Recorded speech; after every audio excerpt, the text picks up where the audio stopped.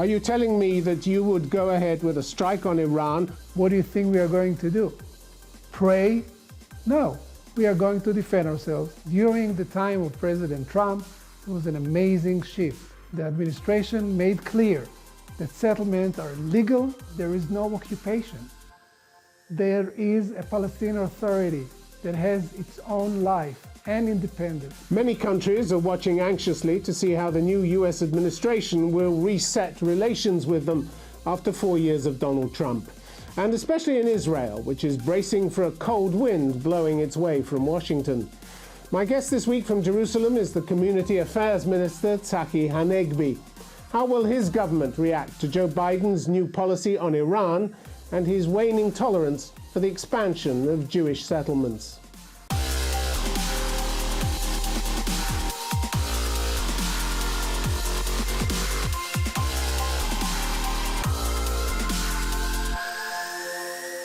Tzachi Hanegbi, welcome to Conflict Zone.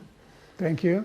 Joe Biden was barely inside the White House before you, the Israeli Minister for Community Affairs, publicly criticized his intention to rework the nuclear agreement with Iran and labeled him an appeaser. Why pick a fight with your closest ally? We definitely need a new agreement with Iran and with all the countries involved. But we are very much against repeating the same mistake that was done by the previous administration during Obama's time, which was a very bad agreement, both to the world and to Israel. So negotiating a new agreement, it's something that must be encouraged. The result should be different from the first time. My question is, how does that serve the interests of your country, accusing the Obama administration, in which Biden served as vice president, of appeasing Iran? Well, it's not a secret that we were very much opposing Obama's policies. The Prime Minister Netanyahu appeared physically in the American Congress explaining why it's a big mistake. And the mistake was the effort to appease the Iranians, hoping that this policy of engagement would bring them to be part, as President Obama put it, to be part of the family of nations. Well, it didn't happen. 5 years passed, and we still see the same behavior, the same terrorism encouragement, the same endorsement of radical groups in Lebanon, Iraq, Syria, and also Yemen. So this is the major problem. We have to change the policy, and it has to happen through a dialogue between Israel and the United States. Yeah, but you also warned that if Mr. Biden revives this nuclear deal, Israel would be forced to attack Iran's nuclear installations. Is this what you're saying? Do you imagine you can stage an operation like that without close coordination with the U.S.?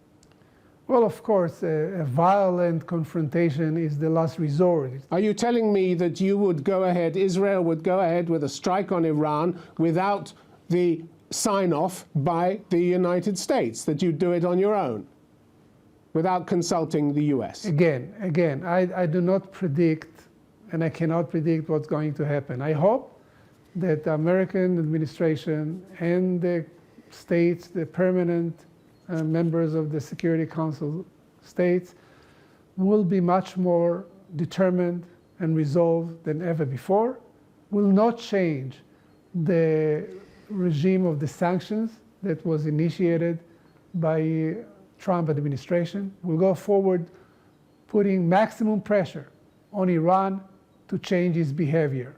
If it's not going to help, if there will be a new agreement that will endanger the very existence of the State of Israel, what do you think we are going to do? Pray? No. We are going to defend ourselves in any way that will be effective. You seem to ignore the fact that Iran is still observing some of the terms of the JCPOA deal, including allowing UN inspectors access under one of the most intrusive nuclear verification regimes imposed on any nation, also snap inspections. Isn't that worth holding on to, or do you want to just scrap the whole thing? No, the agreement was definitely not violated by Iran. For a long time, they were working according to the agreement because it's their interest. They want the agreement to be valid to the very last second of its term. Yes, it's until Donald Trump slammed the door, until your friend Donald Trump slammed the door on the deal. No, we don't have problem with Iran violating the agreement. If Donald Trump would not withdraw from the agreement, Iran would stay and follow every paragraph till the end of the agreement. This is the criticism that we have. The agreement is very good if it never expires.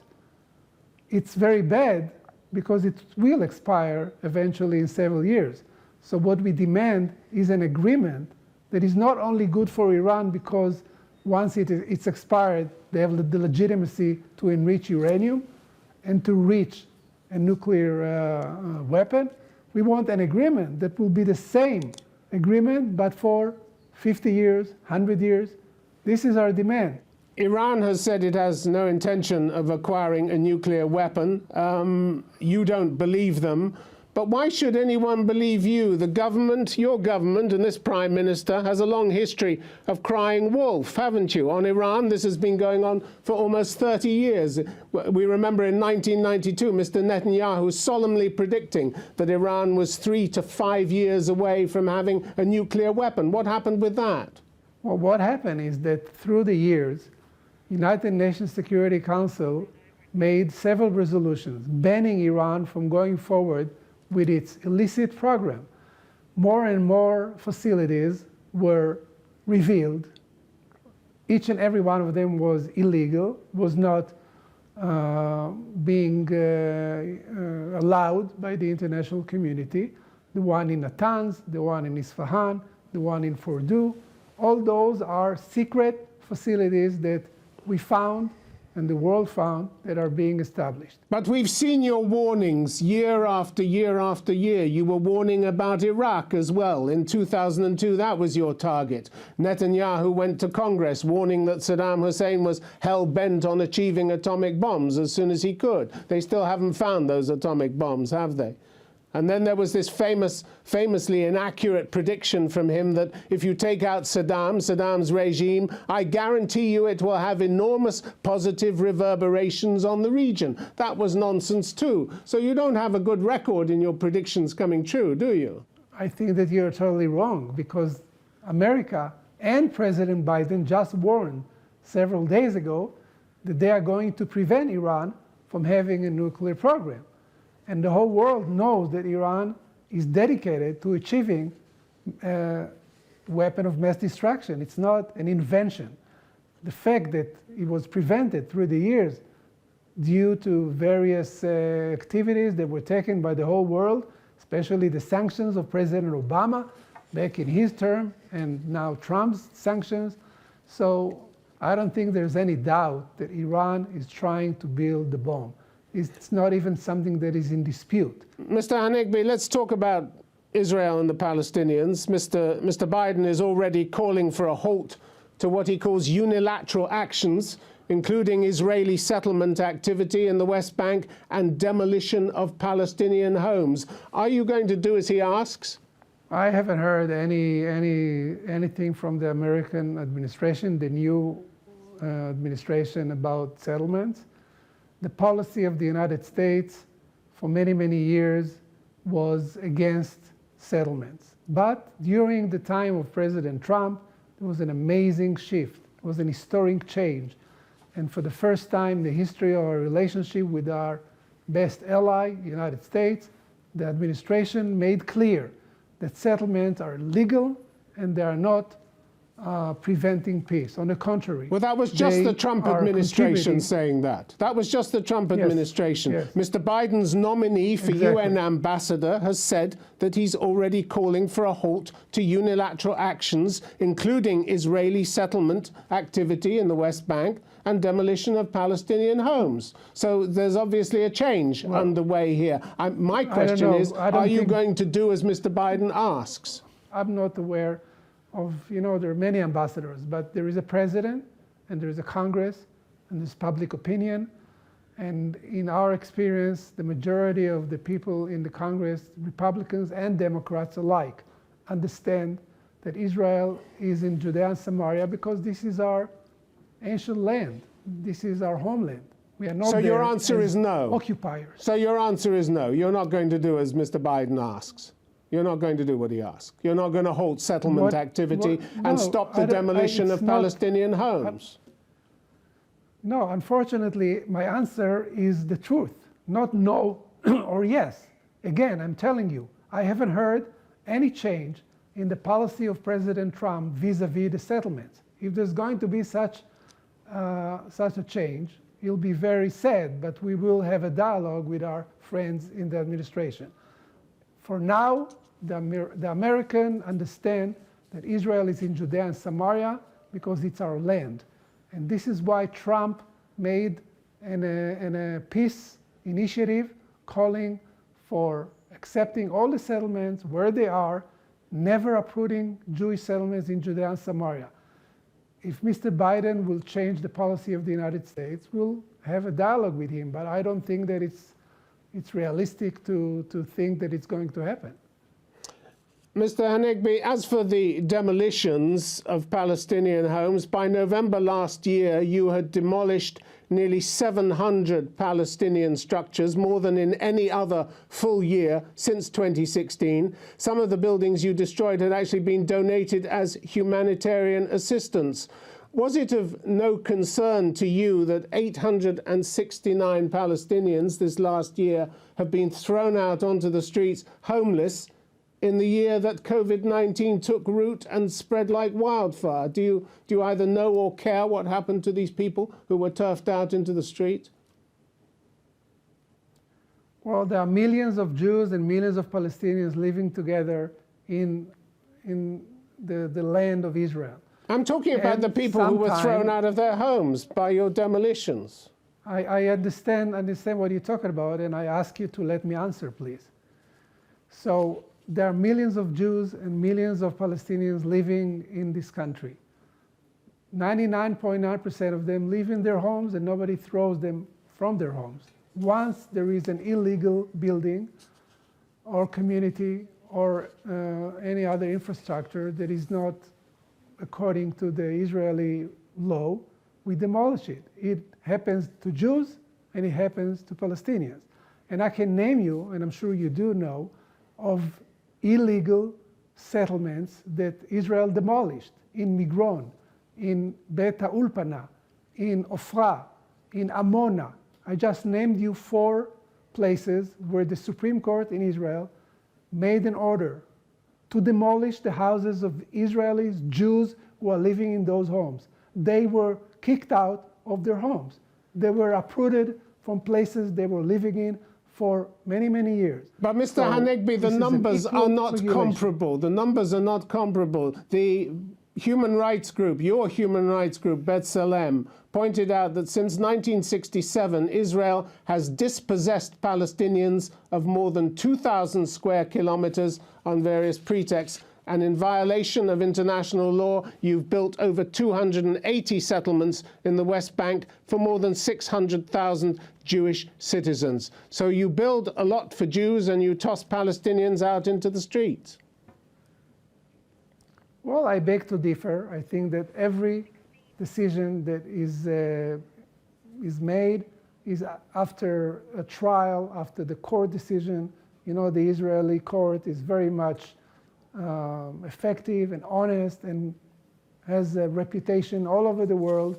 So every decision that is being made is being ruled after a court decision. So I really believe that everything that is being done is totally legal and according to international law and Israeli law.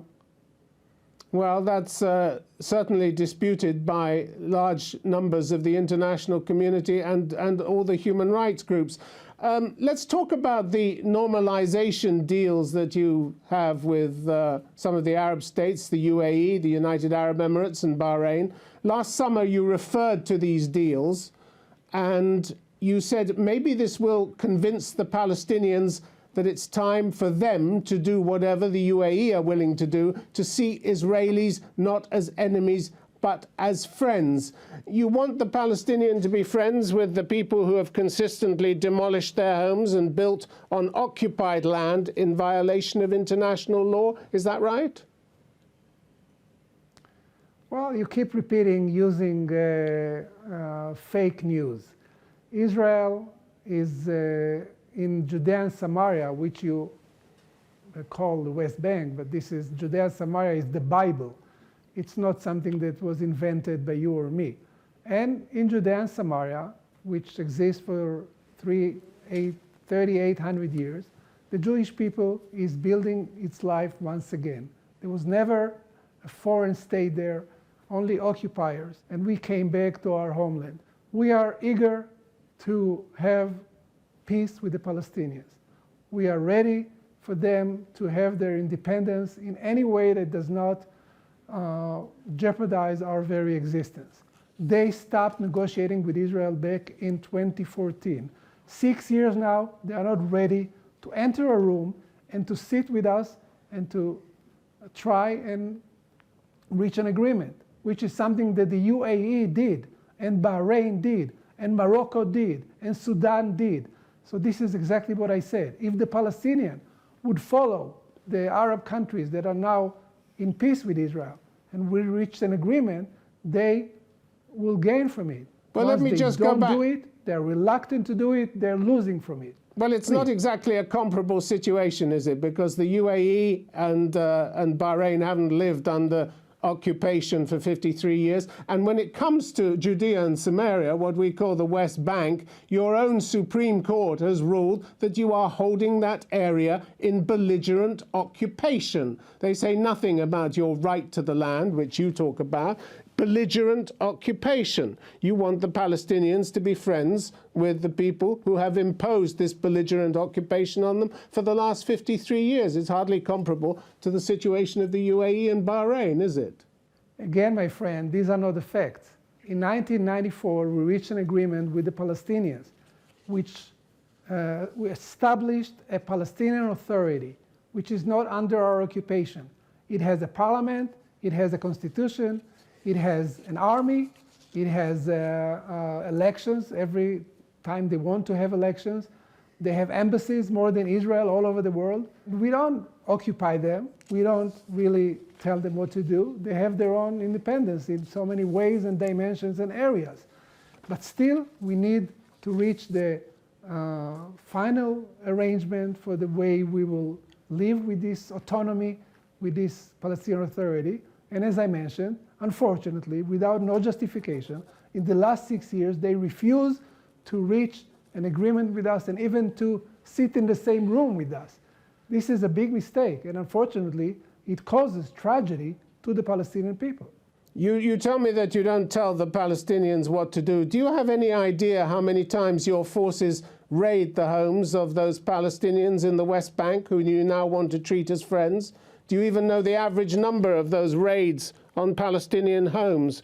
According to UN data, and this is just for 2017, 2018, your soldiers broke into Palestinian homes throughout the West Bank 6,400 times, an average of 267 incursions a month, about 10 every night. Is that the way you hope to make friends with the Palestinians?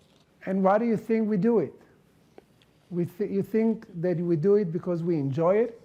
I was a soldier in Israel, in Judea and Samaria for years.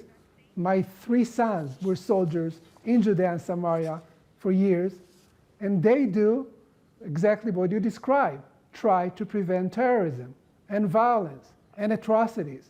And thousands of Israelis were massacred in terrorism activities that unfortunately, were initiated by terrorist groups in Judea and Samaria and Gaza. I'm optimistic that the Palestinians begin to understand that violence is not going to kick us out of our land. We are eager to live in peace with them, and hopefully in the future they will accept the idea that President Trump tried to encourage, to reach an historic, genuine agreement that will put an end to hostility and to animosity between the people. I believe that it's possible. Nobody believed it's possible with Egypt and Jordan and Bahrain and the UAE and Sudan and Morocco, and it happened. It will happen eventually with the Palestinians once their leaders will come to their senses and understand that we are here to stay. Mr. Hanegbi, accepting them forever. Mr. Hanegbi, you had a perfect opportunity to show your desire for friendship with the Palestinians by sharing your COVID vaccines with them, but you haven't done that. Two tiny gestures. 100 vaccine doses were sent 2 weeks ago for medical personnel, and sometime soon 5,000 doses, again for medical personnel. Why is it that Palestinians living under occupation in the West Bank don't get the same access to vaccines that Israeli Jews are getting, living side by side with them in settlements? Why the discrimination? Again, you have to understand that your facts are not correct. As I told you, the Palestinian Authority is independent. They have their own budget, they have their own life, and they made an agreement with countries to have vaccine brought to them. They did it with Russia and China and other countries. Unfortunately, they had problems that all these agreements were not fulfilled, not because of us, but because of problems between them and their colleagues. So we voluntarily were ready and are ready to give them 5,000 vaccine units, and we are in a process of doing it for their medical people, in order for the medical people, the doctors, the nurses, at least to be vaccinated as fast as possible. And the same goes with the people in Gaza that are not under occupation. As you know, Israel withdrew from Gaza many years ago, almost 2 decades ago. And again, the Gaza is totally independent, that they have agreement with other countries.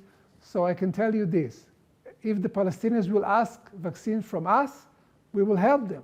Your explanation isn't being bought by influential people around the world, by the UN, or indeed politicians in the US. We had New York Congressman Jamal Bowman saying Netanyahu must ensure that both Israelis and Palestinians have access to the COVID vaccine. This cruelty is another reminder of why the occupation must end. And a colleague of his, Congressman Joaquin Castro, said he was disappointed and concerned at the government's exclusion of Palestinians living under Israeli occupation, despite making vaccines available to Israeli settlers in the West Bank. So they're not buying your explanation, Mr. Hanegbi. My friend, I don't know why you keep repeating the lies of people that are totally incorrect, because there is no occupation. There is a Palestinian Authority that has its own life and independence and budget and agreements about vaccination with other countries. Repeating the lie is not going to change the reality. It is our interest that the Palestinians will be vaccinated. You know why? Because they live with us. 130,000 Palestinians every day cross the border into Israel to work with us. 130,000 people. So our interest is that they will be vaccinated. They made an agreement with other countries, with Russia. They believe it's cheaper, maybe it's more effective, maybe it's more rapid. This is the agreement they made. The occupation isn't a lie because your own Supreme Court confirmed that you are holding Judea and Samaria in belligerent occupation. Those are the words they've used several times over the years. So it's not a lie. It's confirmed by your Supreme Court. It's a lie. It's a lie. It's a lie, and it's a legal term because it's not occupation, because we are not physically ruling over their lives. Again, you know that there is Mr. Abu Mazen. He's a president. President of what? President of an independent Palestinian Authority. When he goes abroad, he has a plane. A plane of what? Of Palestinian Air Force. When he goes out, he needs to show a passport. He doesn't even have an airport. He doesn't even have an airport, Mr. Hanegbi. Because you bombed the airport. You bombed the airport several years ago. There's no, okay, you want to keep on lying, this is up to you. There is no airport in Judea and Samaria. International airport was never there, and it will never be because it's a small place. But he goes through the Israeli airport, and he goes with a Palestinian passport, and he's not under occupation, and he's welcomed all over the world, and he goes to the United Nations, and nobody tells him what to say, and he's criticizing Israel in the most harsh words, and this is legitimate because we are democracy, and we accept that Palestinian has their own intentions and their own history and their own aspirations. So this is the situation. But what he doesn't want to do, unfortunately, is to negotiate with us, to reach an agreement with us. This might happen in the future, probably when Mr. Abu Mazen is no longer the leader of the Palestinian Authority. All right, Tzachi Hanegbi, it's been good to have you on Conflict Zone. Thank you very much for your time. Thank you very much.